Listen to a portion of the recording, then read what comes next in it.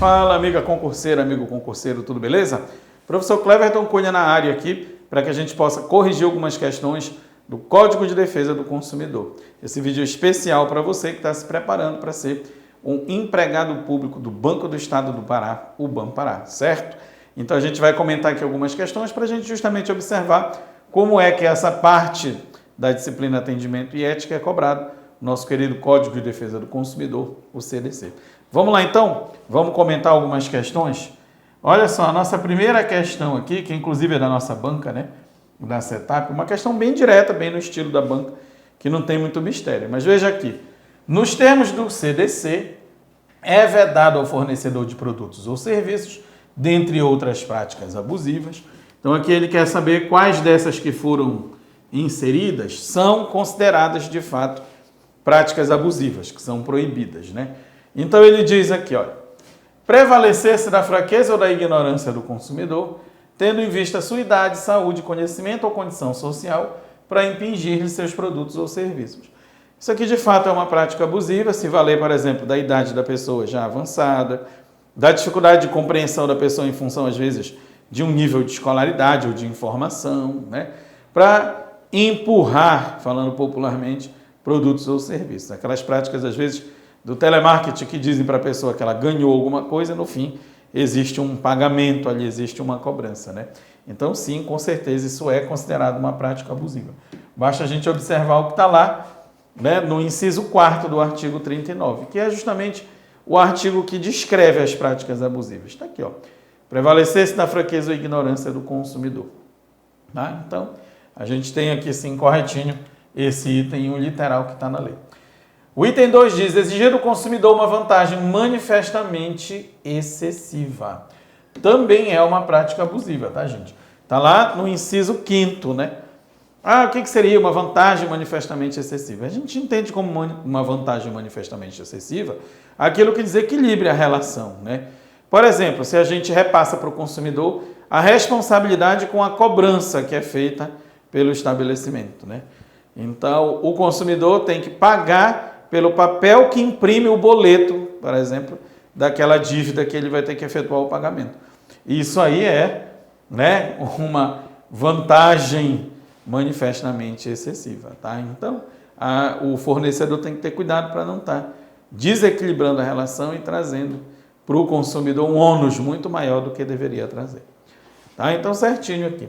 Aí o item 3 diz, executar serviços sem a prévia elaboração do orçamento e autorização expressa do consumidor, ressalvadas as decorrentes de práticas anteriormente entre as partes. Também, gente, aqui nesse caso, né, a gente tem também essa proibição, né? É uma prática abusiva se o fornecedor executar qualquer serviço, fornecer lá, né, qualquer tipo de atividade, sem que o consumidor tenha aprovado. Ah, cheguei lá com um aparelho eletrônico para fazer o conserto, por exemplo.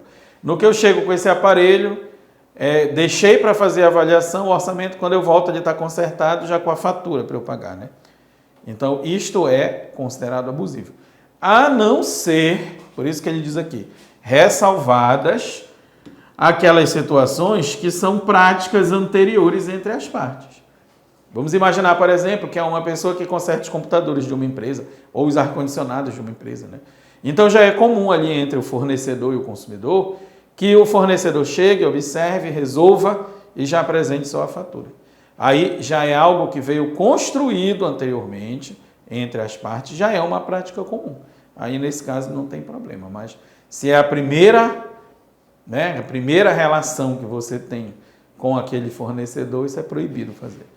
Tá? Então, aqui as 3 até agora, né, são consideradas práticas abusivas. Então, é a letra D de dado. Todas as afirmativas estão corretas. Beleza?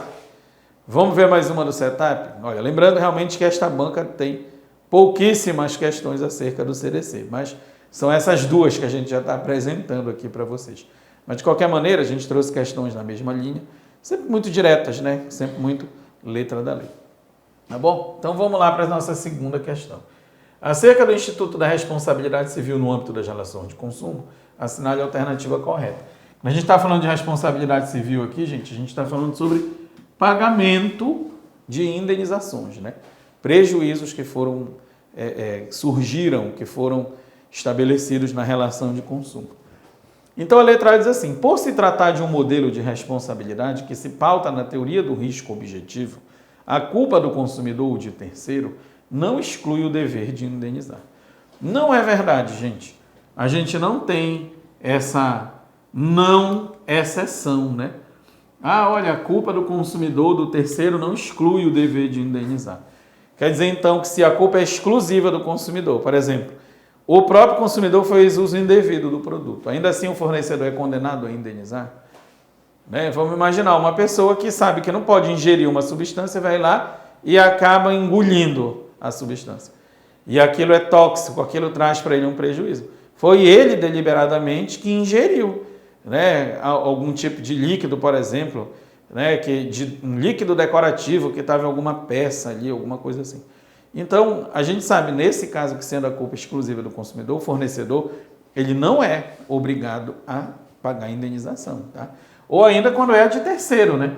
Quando fica provado que não foi realmente o produto, né, ou o serviço aqui que acabaram trazendo esse prejuízo, né? Então, não. Por se tratar de um modelo de responsabilidade que se pauta na teoria do risco objetivo, não tem excludente de responsabilidade? Tem sim excludente de responsabilidade, tá? Então, nesse caso aqui, é errada a letra A. A letra B diz: na hipótese de defeito do produto, a responsabilidade civil do comerciante será subsidiária, na hipótese do fabricante, construtor, produtor e importador não puderem ser identificados. Aí sim a letra B, né? Caso eu não consiga identificar quem é o fabricante, quem é o produtor, né, o importador daquele produto, o comerciante que é responsabilizado. Então, se eu vou comprar, por exemplo, um pacote de queijo, né, e aí aquele queijo está embalado lá, mas não está dizendo qual é o fabricante do queijo, só tem lá a embalagem que foi feita pelo próprio supermercado, por exemplo, né? Então, nesse caso, estava estragado, eu tive um prejuízo lá, fui ingerir, fui intoxicado, envenenado, enfim. Aí, numa situação dessas, o comerciante pode ser responsabilizado. Mas aí, como ele diz, subsidiariamente, né? Porque primeiro eu vou buscar quem? O fabricante, o construtor, o produtor, o importador, né? O cara que fez ou que produziu aquele produto que gerou ali o prejuízo, tá? Mas sim, é possível ir atrás do comerciante quando a gente não puder, de fato, identificar quem é, né, o fornecedor original, aí no caso daquele produto, tá? Aí a letra C diz que no âmbito da responsabilidade pelo fato, não se admite a consideração subjetiva da culpa, para que haja o dever de indenizar. Se admite sim, gente, à medida, né, em que, quando a gente fala de responsabilidade civil dos profissionais liberais, a responsabilidade deles é uma responsabilidade subjetiva, mediante a comprovação de culpa. Tá? Então, embora a regra geral do Código de Defesa do Consumidor seja a responsabilidade objetiva, ou seja, aquela que independe da comprovação da culpa do fornecedor, no caso do profissional liberal, a gente vai precisar, de fato, da comprovação da culpa. Então, eu não posso dizer que no âmbito dessa responsabilidade, a gente não tem a consideração subjetiva, né? A gente tem sim a consideração subjetiva, tá? Então, em certas situações, os profissionais liberais, como um médico, por exemplo, né? A gente só vai conseguir responsabilizar aquele médico se a gente provar que houve culpa no dano, né? Naquele fato danoso que foi gerado. Por exemplo, foi um erro médico? Tem responsabilidade. Não. Aconteceu algo que é esperado naquele tipo de procedimento, que infelizmente pode acontecer com algumas pessoas. A pessoa acabou sofrendo um dano lá, um prejuízo, né? Então, o profissional liberal tem que ter essa discussão. Agora, regra geral, não tem realmente. Aí a letra D diz assim: diante de um vício do serviço, poderá o consumidor optar pela reexecução do serviço através de terceiro capacitado por sua conta e risco apenas. Não, caso venha um defeito no serviço, por exemplo, contratei a empresa para pintar a minha casa inteira. Aí os pintores da empresa chegaram lá, foram pintar, erraram a concentração da tinta, queimaram a tinta, né, e trouxeram um resultado catastrófico lá para aquilo que se precisava. Tá? Então, numa situação dessas, eu, consumidor, eu vou exigir do fornecedor, da empresa, que a empresa providencie o reparo. Tá? Se a empresa quiser chamar um terceiro para poder fazer essa correção, é por conta e risco da empresa, do fornecedor original.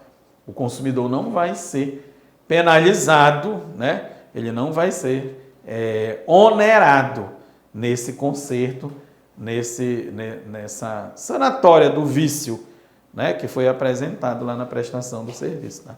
Então não é, se a execução do serviço vai ser feita através de um terceiro, não é conta e risco do consumidor, é conta e risco do fornecedor original. Tá? Aí a letra E diz assim, se tratando de um serviço público, as exigências de adequação, eficiência, segurança e continuidade deverão ser concebidas como absolutas para resguardar as legítimas expectativas do consumidor quanto à qualidade do serviço. Embora a legislação estabeleça realmente, né, que todos os serviços, incluindo os públicos, devam ser executados com eficiência, segurança e continuidade, isto não é absoluto, né? Porque em cada situação a gente vai encontrar exceções. Por exemplo, no caso da continuidade. No caso da continuidade, se a pessoa se torna inadimplente no pagamento do serviço, o serviço vai ser descontinuado, né?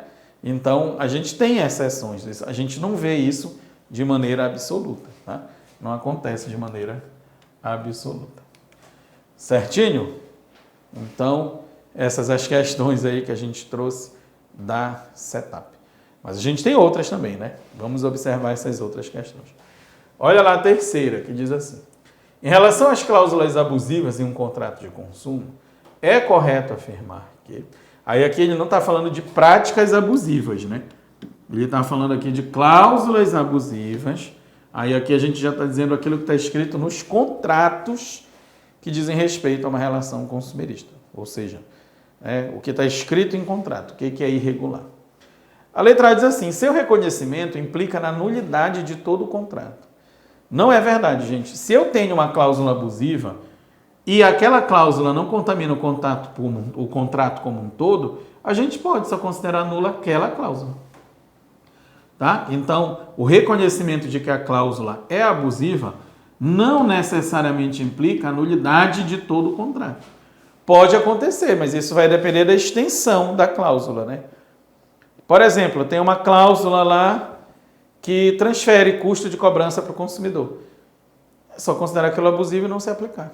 Pronto. É uma multa por mora, né, por inadimplência, completamente descabida, uma multa de 100%, né, do valor da parcela ou do contrato. É abusivo, é excessivo. Aí aquilo a gente não leva em consideração. O resto, ok. Tá? Aí a letra B diz assim, o rol de cláusulas abusivas vem previsto em rol taxativo no CDC. Não, porque não são só aquelas hipóteses, né? Tem muita coisa ali que a gente vê que é genérica, né? Que aí a gente verificando lá pode aplicar em várias situações concretas. Então, na verdade, o rol, a lista dessas cláusulas abusivas, ela é exemplificativa. Tá? É exemplificativa porque ela cabe diversas outras possibilidades. Né? Aí a letra C diz, o reconhecimento da abusividade de uma cláusula somente ocorre em contratos de adesão. Contrato de adesão, gente, é aquele contrato que a gente chega e ele já está pronto. É uma técnica contratual, na verdade, amplamente utilizada, até para economizar tempo, né? Imagina se qualquer tipo de contrato que você vai assinar, você com um fornecedor, você tem que chegar lá e ainda discutir cláusula a cláusula, elaboração, né? Isso daí tornaria inviáveis os negócios em muitas ocasiões.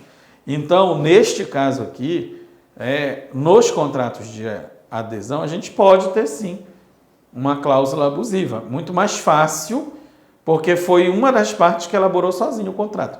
Normalmente o fornecedor, né? Então, ao consumidor cabe apenas aderir àquele contrato.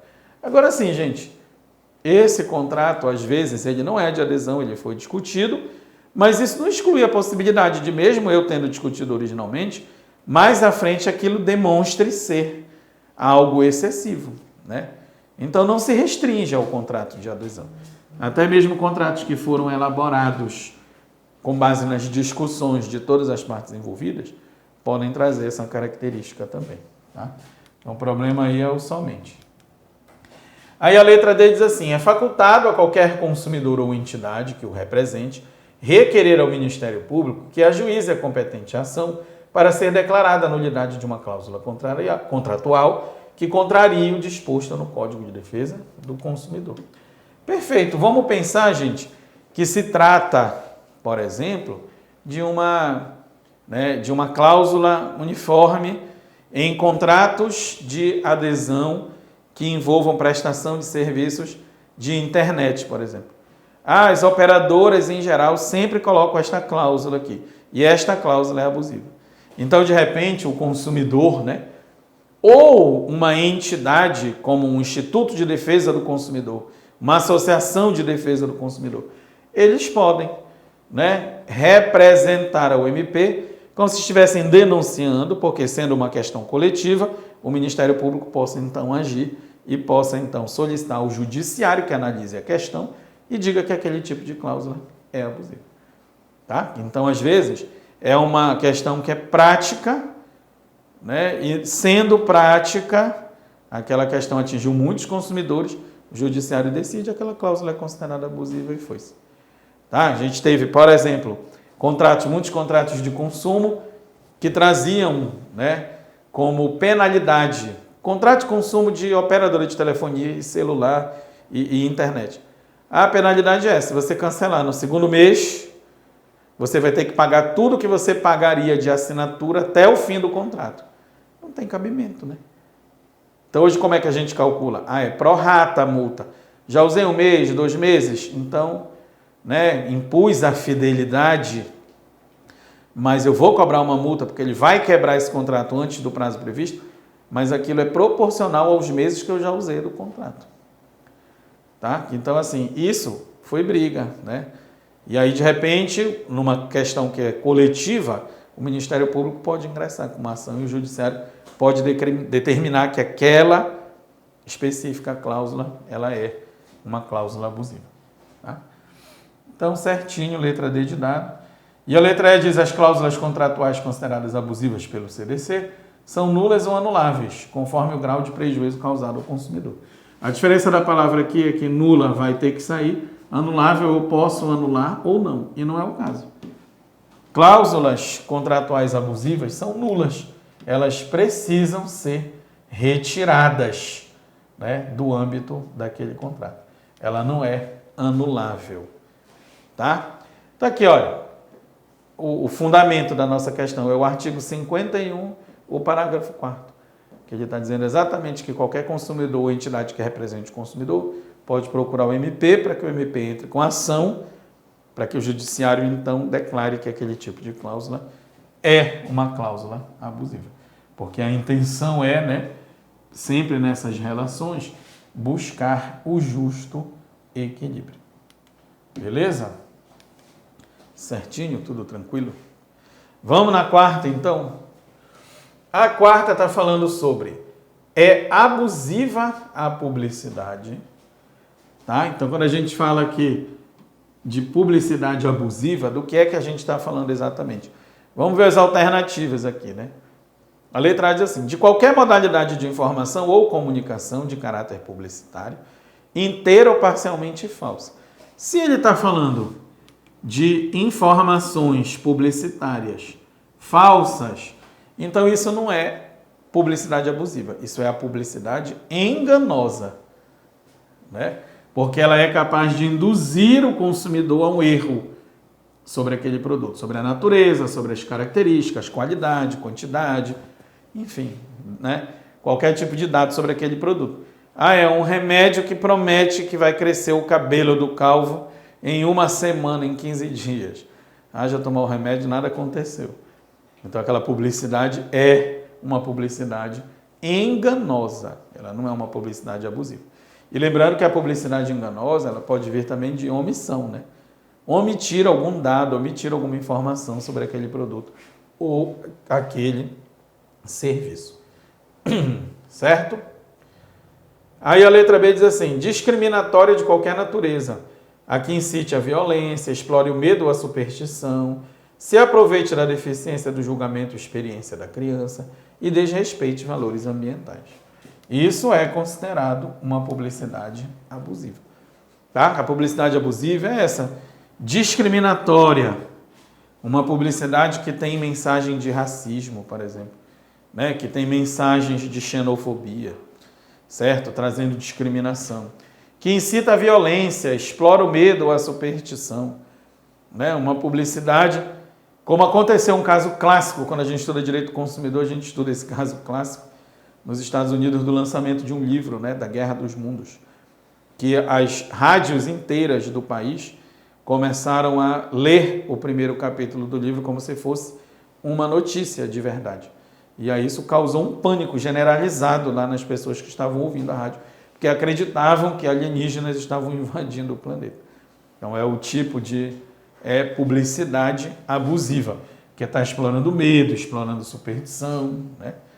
Enfim, também em relação à criança, por isso que a gente hoje tem proibida, na verdade, né, a publicidade infantil, ou muito regrada, porque a criança, ela vê o boneco voando, ela vê lá, né, o carro soltando um raio, né, aí ela vai acreditar que aquilo é verdade. Uma roupa de super-herói ou uma outra criança aparece voando na publicidade, e isso aí é o que a gente chama, né, de uma publicidade abusiva, porque está assim valendo da deficiência de julgamento da criança, tá?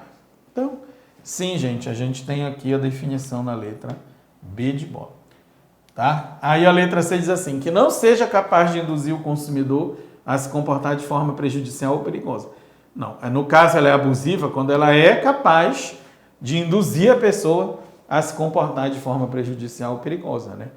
Quando a gente observa, por exemplo, publicidade de cigarro. Existe algum nível de consumo do cigarro que seja seguro? Não. Então a gente não tem mais publicidade de cigarro.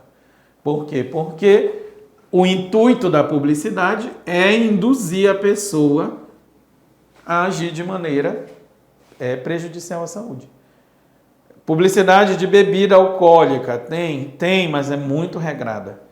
A gente não pode mais, né, fazer publicidade de bebida alcoólica, a pessoa aparecer consumindo a bebida. Como aparecia antigamente, anos 80, né, 90, aparecendo o cara bebendo a cerveja e dirigindo o carro, né? Então isso aí é considerado abusivo, tá? Só que aí nesse caso que está errado, que está dizendo que não seja capaz, né? E a letra D diz assim, por omissão, quando deixar de informar sobre um dado essencial do produto ou serviço. Aí no caso não é abusiva, né? Se eu estou deixando de informar, isso aqui é enganoso, né? Estou deixando de informar que o consumo daquilo pode causar arritmias, né? Que o consumo daquilo não é indicado para gestante ou para lactante. Isso aí é considerado publicidade enganosa, não é a publicidade abusiva. Certinho? Olha lá como está na legislação, né? O artigo 37 do CDC diz que é proibida toda publicidade enganosa ou abusiva. Aí ele diz que o enganoso é aquilo que traga qualquer informação ou comunicação que seja publicitário, né? Tem intuito comercial, inteiro ou parcialmente falso, tá? Ou ainda mesmo por omissão, né?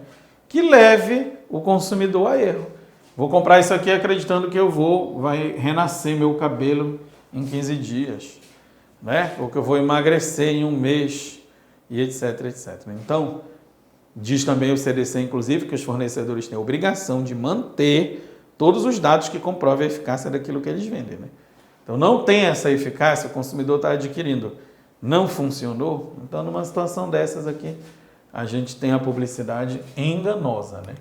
Então, primeira definição do que é o enganoso. Depois vem o abusivo, olha. Discriminatória, que incite violência, explore o medo ou a superstição, se aproveite da criança, desrespeite valores ambientais ou que seja capaz de induzir o consumidor a se comportar de forma prejudicial ou perigosa à saúde ou segurança, que é daquela última alternativa que ele estava dizendo, que não seja capaz, né? Então, aquilo que é capaz de induzir o consumidor a se comportar dessa maneira é considerado abusivo. Tá? E aí ele diz, né, que a publicidade é enganosa por omissão quando ele não informa sobre um dado essencial do produto ou do serviço. Quando ele deixa de dizer, por exemplo, que aquele produto é perigoso para um animal doméstico, né? Que não é indicado para o ambiente com animal doméstico. Isso daí pode ser considerada publicidade enganosa. Tá? Então ela não é só pelo que está escrito, é pelo que não está escrito também. Ok, gente? Então vamos lá para a quinta questão, né?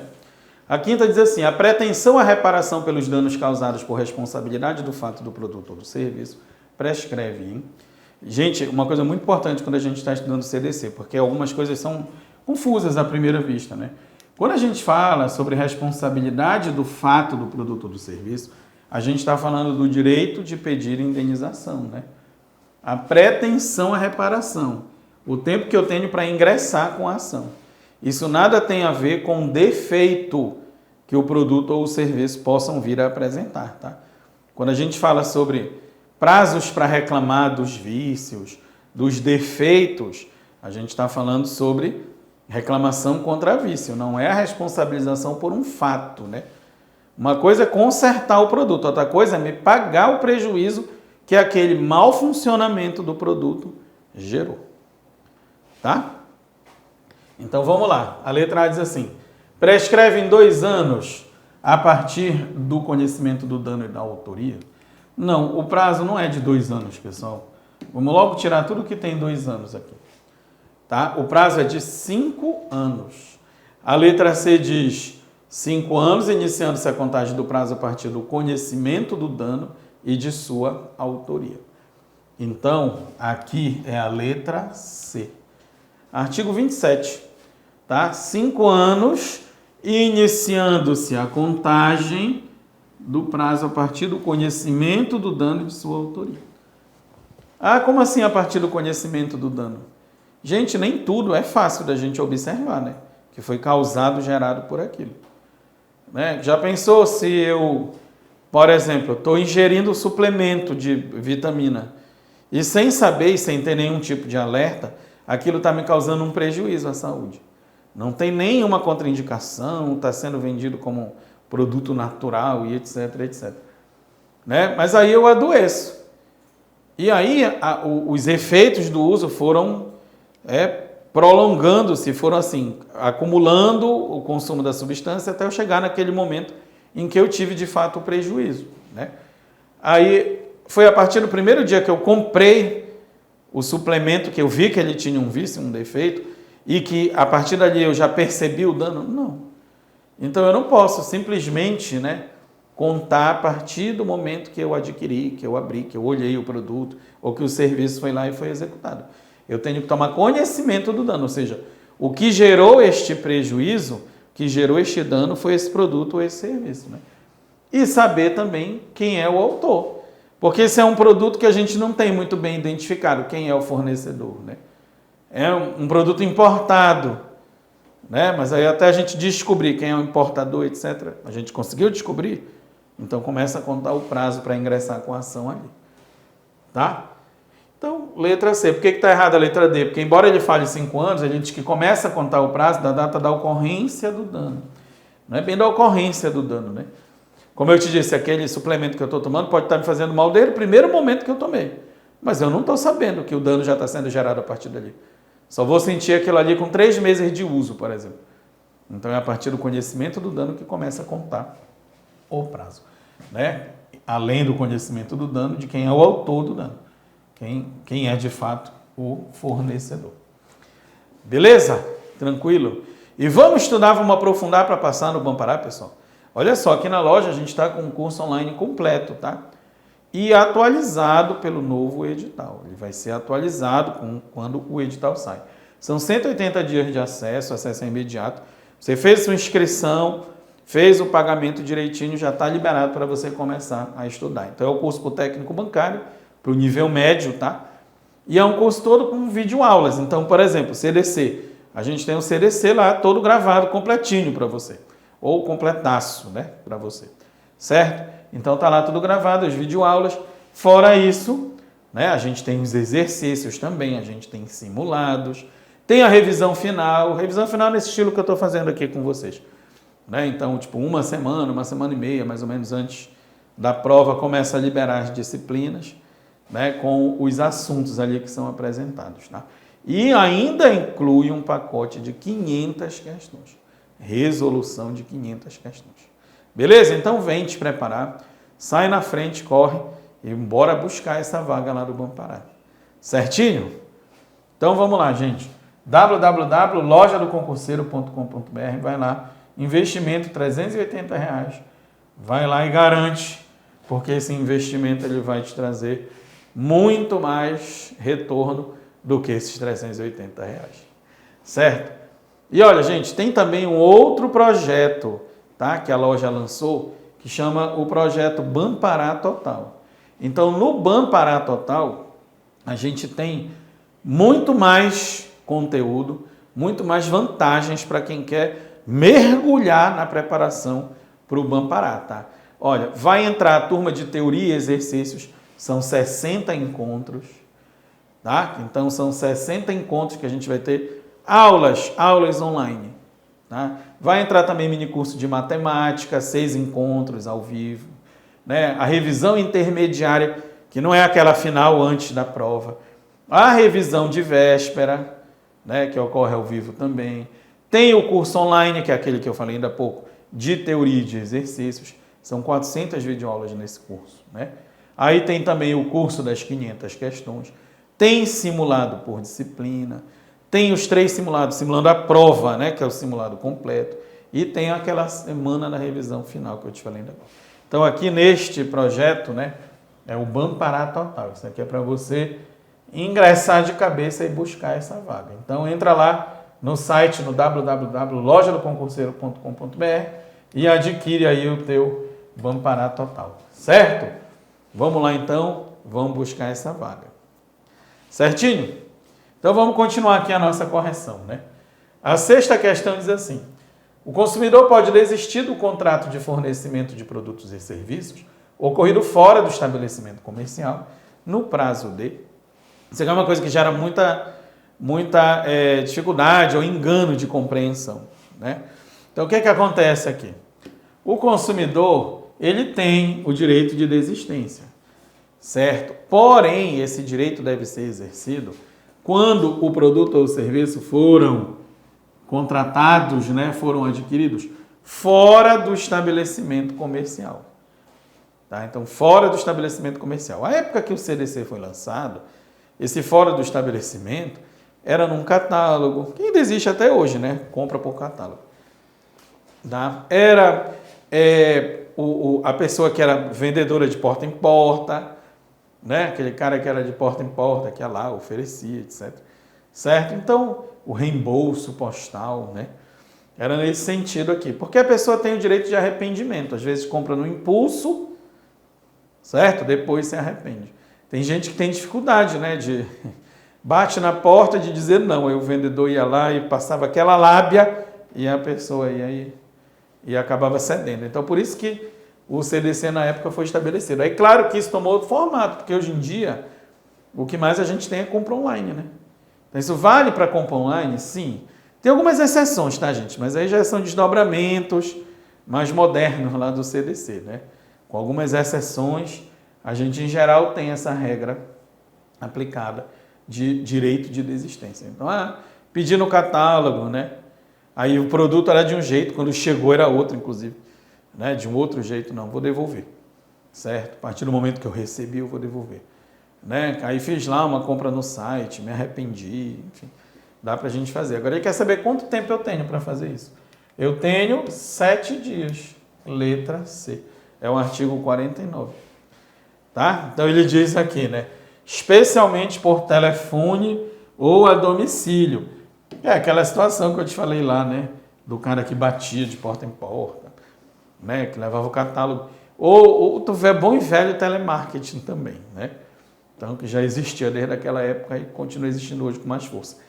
Então, no prazo de 7 dias é o prazo que a gente tem. Agora, quando você adquire o produto lá na loja, você vai, você olha, você pensa, repensa, né? E resolve levar, não adianta se arrepender depois. Na verdade, vai depender da política do fornecedor. Tem fornecedor que aceita a devolução, né? Mas não é um direito expresso do consumidor. Quando ele vai até o local, não é um direito expresso dele. Certo? Então, a 6ª, letra C de casa. Tá. Aí vamos para a 7ª. Maria, aproveitando-se de uma liquidação, adquiriu pessoalmente uma geladeira que ficava em exposição na entrada de determinado estabelecimento comercial na cidade de Manaus, Amazonas. Após 2 dias, recebeu em sua residência o bem adquirido. Porém, após várias tentativas, o eletrodoméstico não funcionou. A partir da data de entrega da geladeira, caduca o direito de reclamar pelo vício nela existente em... Aí olha só, gente. Aqui ele deu uma misturada que era para a pessoa se confundir, né, com o tal dos 7 dias. Mas ele não disse que a Maria foi lá pessoalmente e adquiriu a geladeira? Estava em exposição, né? Aí ela foi lá, viu a geladeira, estava lá no mostruário, né? Estava em exposição, ela foi, comprou. Só que estava com defeito, né? Aí ela recebeu o bem depois de 2 dias, mas o eletrodoméstico não funcionou. Então ela tem o direito de reclamar. Aí o reclamar por esse vício não é entrar com uma ação para pedir uma indenização. É reclamar para que se possa corrigir o defeito, para que se possa corrigir o vício. Né? Então quanto tempo ela tem para reclamar? É o prazo decadencial. Como uma geladeira não é algo, né, que se possa dizer que é um bem não durável, né? Então a gente tem que fazer essa diferença quando a gente pensa no prazo que a gente tem para reclamar entre o bem durável e o não durável. O não durável, gente, é aquilo que a gente se esgota muito, ou imediatamente ou muito rápido, né, no uso. Um alimento, por exemplo, né, que eu adquiro e eu esgoto aquele alimento no primeiro uso. É o não durável. E o durável é aquilo que naturalmente a gente espera que não se desgaste no primeiro uso, né, ou em poucos usos, como é o caso de um eletrodoméstico. Já não se fazem mais as geladeiras como antigamente. Mais duráveis que os produtos de antigamente, né? Geladeira durava anos e décadas, né? Ali funcionando. Hoje em dia, a geladeira durou 5, 6 anos, já está no lucro. Mas, de qualquer maneira, é um bem durável. Então, nesse caso, gente, a pessoa, no caso do vício no bem durável, ela vai ter 90 dias para reclamar. Para entrar em contato, né? Com o fabricante lá, com o produtor e etc, e etc. Tá? Então ela tem 90 dias ali para fazer essa reclamação. Olha lá o que ele diz aqui, né?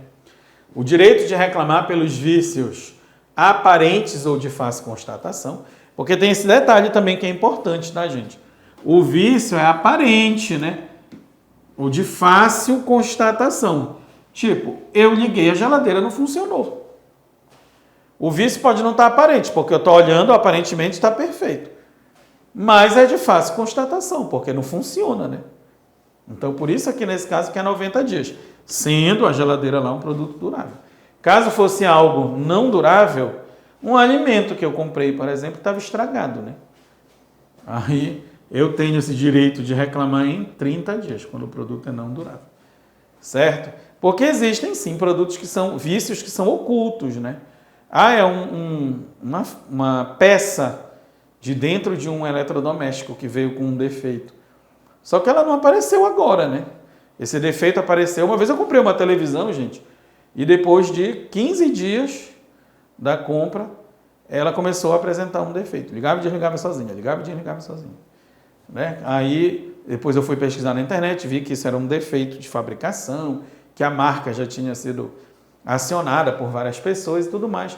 Mas eu não tive muita resistência, a marca mandou o técnico e fez o conserto. Então, imediatamente começou, mas não era de fácil constatação, porque eu liguei, ela funcionou normal por 15 dias.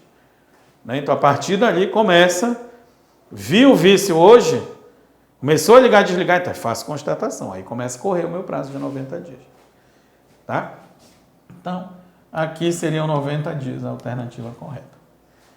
Beleza? Tranquilidade? Bora lá para a 8ª. O Código de Defesa do Consumidor descreve as práticas abusivas vedadas ao fornecedor de produtos e serviços. Diante do exposto, analise as afirmativas a seguir. Aí aqui ele está falando das práticas, né? Primeira questão, a gente falou de algumas práticas abusivas. Vamos ver mais algumas. O item 1 diz assim: não poderá condicionar o fornecimento de produto ou de serviço ao fornecimento de outro produto ou de serviço, bem como, sem justa causa, a limites quantitativos. Isso aqui está certo. Ele não pode condicionar. Isso aqui, gente, é a famosa venda casada. que é proibido, né? Então, eu não posso dizer, só vou te auxiliar nisto, né? Só vou te vender este produto se você adquirir aquilo. Banco faz muito isso, né, gente? A pessoa vai lá, programa universitário. Vou ingressar no programa universitário, vou abrir uma conta, vou ter cartão de crédito, mas só posso abrir esta conta se eu tiver o cartão de crédito com um cheque especial ou com um limite, né? Especial de empréstimo, alguma coisa assim, ou cartão de débito, a conta. Então eu estou condicionando. A operadora de telefonia fazia muito isso, faz até hoje, mas de maneira mais disfarçada, né? Antigamente eu ia lá comprar um celular melhor quando começaram os smartphones, só se fizer um plano pós-pago. Pré-pago de cartãozinho, como chamavam antigamente, não podia. Então isso é venda casada, né? Isso aí ele não pode mesmo condicionar. É certo. Tá? Aí o item 2 diz assim, aqui, né, o artigo 39. Poderá fornecer um serviço, enviar ou entregar ao consumidor um produto após a sua prévia solicitação, né? Desde que eu tenha pedido, certo. Se eu não pedir, é abusivo, tá? Se eu não pedir, vai ser considerado abusivo. Olha, é vedado enviar ou entregar ao consumidor sem solicitação prévia qualquer produto, fornecer qualquer serviço. Chegar cartão de crédito, antigamente acontecia isso. Chegava cartão de crédito desbloqueado, quando a pessoa se espantava, estava com uma dívida imensa de anuidade de um cartão que ela não pediu.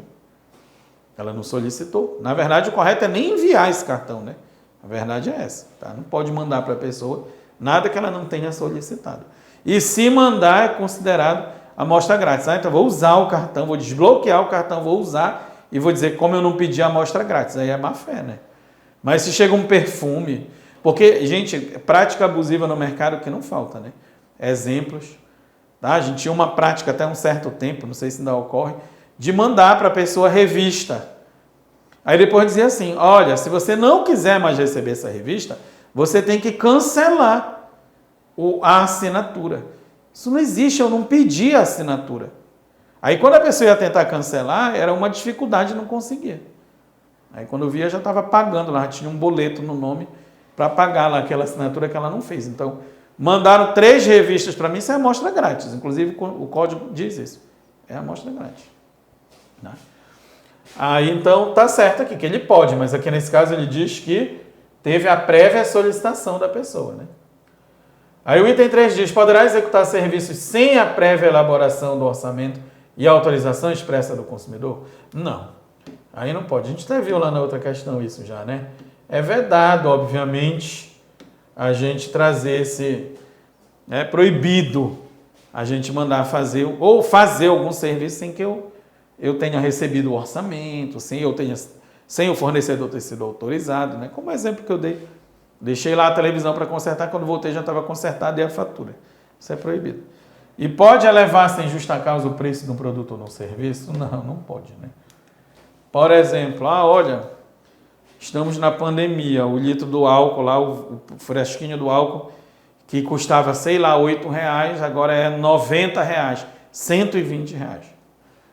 Tá? Isso é abusivo, obviamente, né? Então, a gente tem que ficar de olho nesses direitos. Então, correto, gente, no 1 e no 2, né? Porque o 3 e o 4 estão errados. Certinho? Beleza?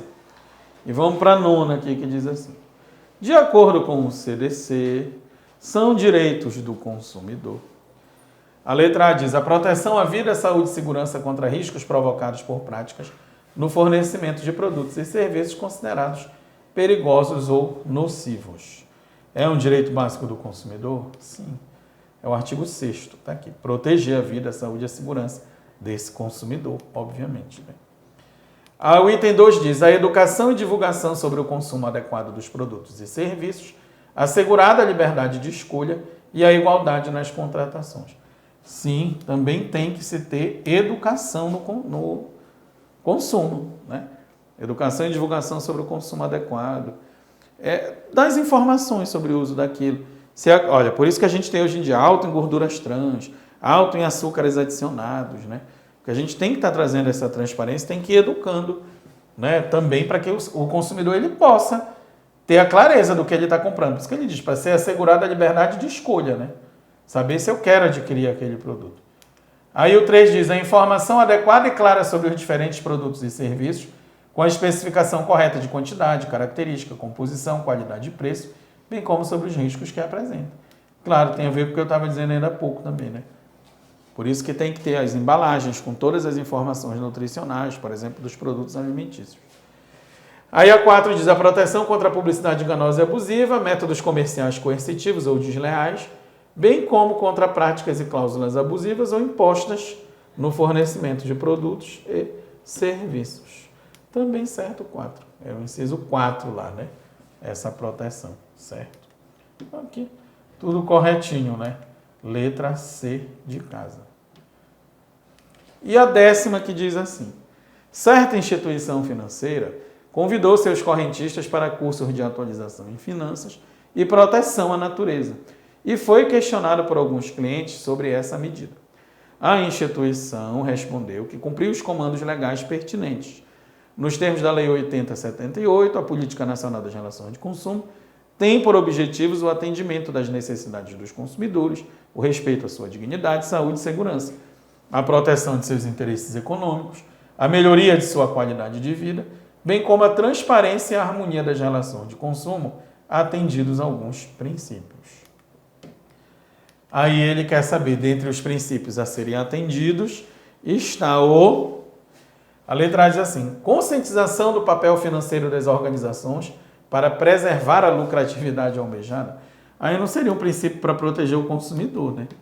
E sim o fornecedor. Então, claro que está errado esse princípio. A B diz implementação de instrumentos para diminuir o nível de endividamento das famílias mais vulneráveis. Né? Aí, instrumentos para diminuir o endividamento, não é um dos princípios.